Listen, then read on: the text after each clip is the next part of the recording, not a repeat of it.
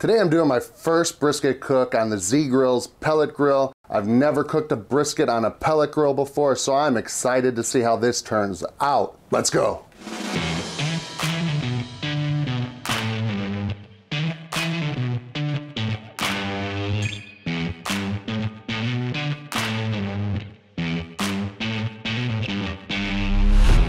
Well, I've done one cook on the pellet grill so far, and I really liked it. That was chicken thighs, which is something pretty easy to cook.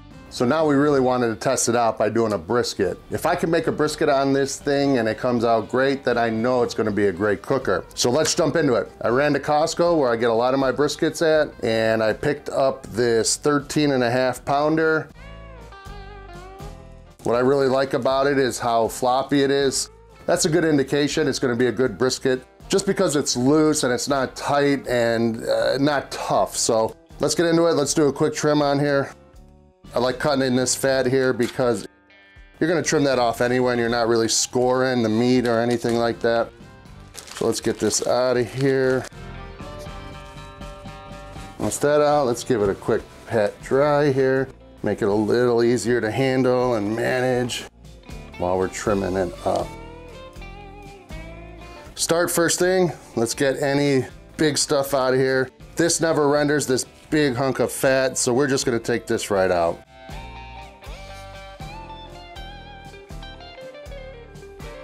And anything that's loose and floppy like this, get it out of there.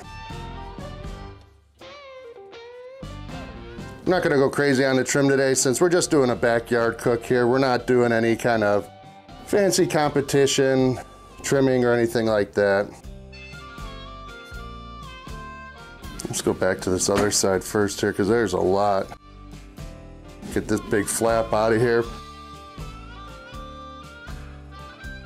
For those of you wondering, I do save all my scraps. I do make burgers, I make tallow, I make sausage. So all that comes in handy later on down the road.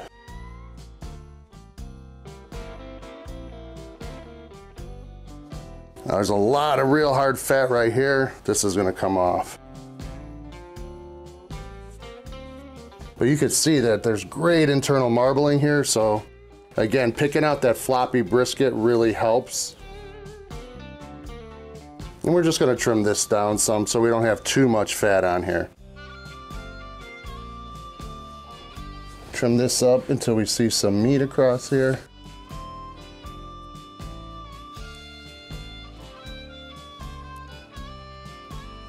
And we have this side, this is real thin, so that's gonna burn up and not cook well, so we're gonna just kind of round this out. Get a nice form on here. So feeling around here, this fat's pretty loose and nice. I'm pretty happy with the way this trim's looking right now. Let's go back over to the meat side and see if there's anything else we need to catch up on here. This is looking pretty good actually as well. I mean, you could go all day taking this stuff off, the silver skin. This feels a little thin, so I'm just gonna round that off. There you go. Now I am happy with the way this brisket is looking and feeling. Again, not doing a crazy trim on this, just enough to get this test done on the pellet grill.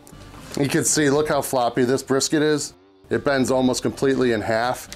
I have good hopes for this. There's pretty good marbling out here on the point side, fairly certain. Now my big question is this gonna give me a bark? I'm not really concerned about smoke rings, anything like that, but it needs to have a good bark. Can this grill do it? Let's season it up like I do with all my briskets. Start with some kosher salt. Hit it pretty liberally across there.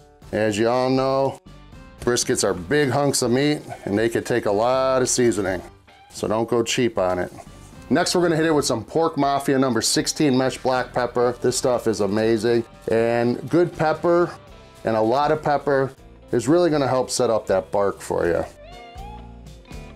Make sure you get all the sides, just like the salt. That looks good. And then for a final layer of flavor and a little heat, we're doing some Meat Dave all-purpose seasoning. This stuff's great.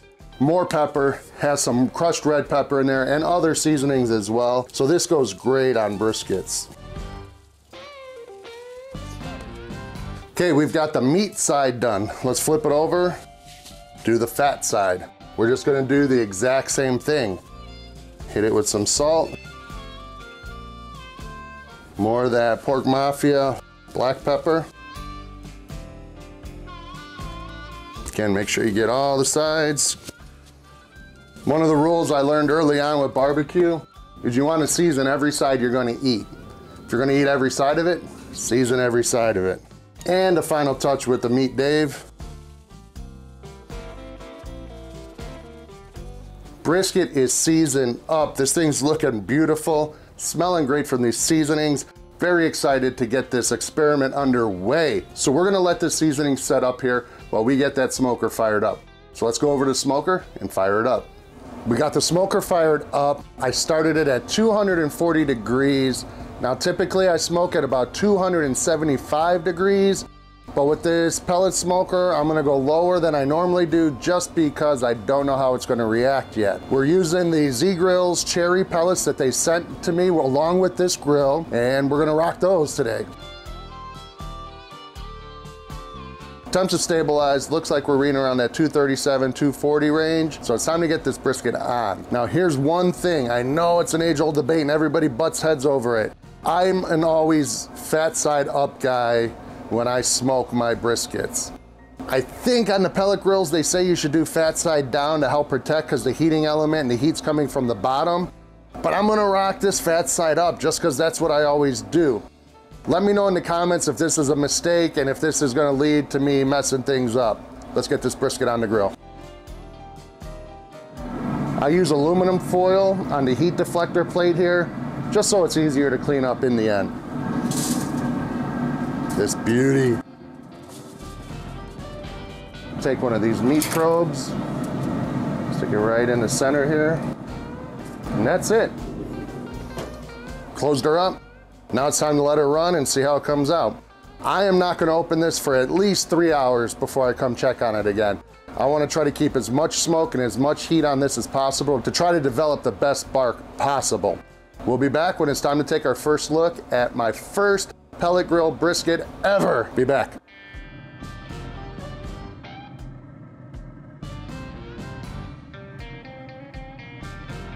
We are right at 3 hours in. I have not looked at this brisket once yet.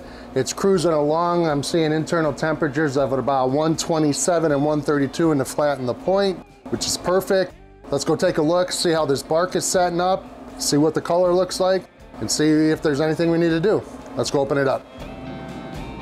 So this is actually coming along real nicely so far. That bark seems to be setting up on there. I'm gonna give it a quick spritz of just water here.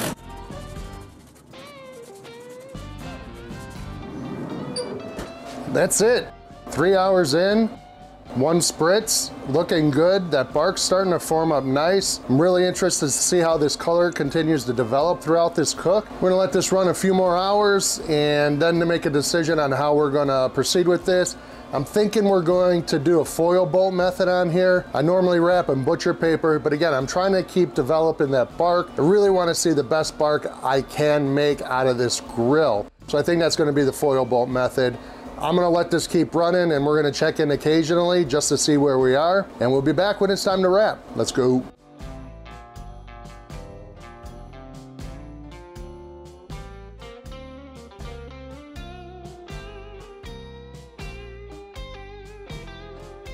Right now we're at about 12 hours in. We're currently looking at an internal temp around 204 based on the probes from the Z-Grill. I'm gonna go probe it with my instant read thermometer as well, just to check on the tenderness. Now this has gone about 8 hours, and after about 8 hours, we were right about 160 degrees and the bark was looking okay. But at that time, I decided to do the foil bolt method instead of wrapping it in butcher paper, just so I can go ahead and try to get a little bit more bark on there. So this seemed to work well. The bark's looking great. Let's go take a look and probe for tenderness. You can see that's looking great. We have a ton of juices collected in here that I'm gonna use here in a second. But we're gonna probe this to see how tender it is, and this is just falling through like butter. You can see we're in that 203 range, which is exactly where we wanna be. So now this is in the foil bolt. We're gonna let this rest, but in order to let it rest, I'm gonna wrap it in butcher paper. So I'm gonna pull this off the grill, get some butcher paper together, wrap it up, and use some of the juices to keep it moist while it's in the wrap. Let's go do that. We got our brisket pulled off, and I was really worried that we weren't gonna get much of a bark on here, but this thing is looking great. I'm really impressed with how this has turned out. Look at how floppy that is. This is gonna be great. Got the jiggle on here. Very tender across it all, even on the bottom. So I did fat side up, and I was worried about the bottom drying out and being hard, but you can tell by feeling it that it's pretty tender. So I got a lot of faith in this. That being said, we're gonna wrap this, but I'm gonna take some of this rendered beef juice here. Just give her a little pour on here. Keep some of those juices intact there. All right, let's wrap her up.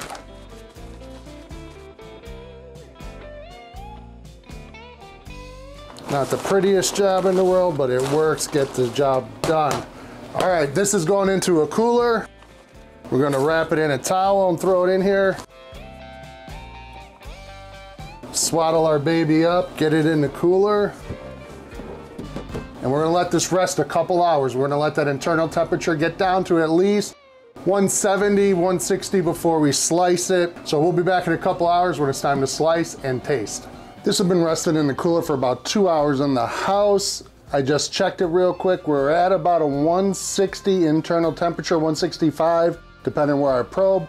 Let's pull this out, unwrap it, slice it, and taste it, and see how this pellet grill did. Tell right away, just by the feel of it, this is tender.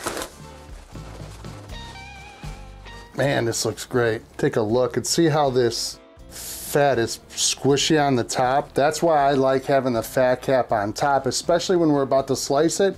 To have that nice thin fat cap on top looks amazing. So we're gonna cut it about right down the middle, right where the point and the flat overlap. Not even squeezing that, look at that. Again, there's our nice little fat ring up there. Juice is pouring out of here. Great smoke ring on here, especially on the bottom there. Let's give this a quick slice here. You can tell it's gonna be good when it kind of flops right over like that. Nice and tender. That's a good brisket. Now let's go get some of this side here off the point, the burnt end side. Looks like I could have trimmed a little bit more of this fat off of here, but that's all right. Same thing. Perfect texture, juiciness.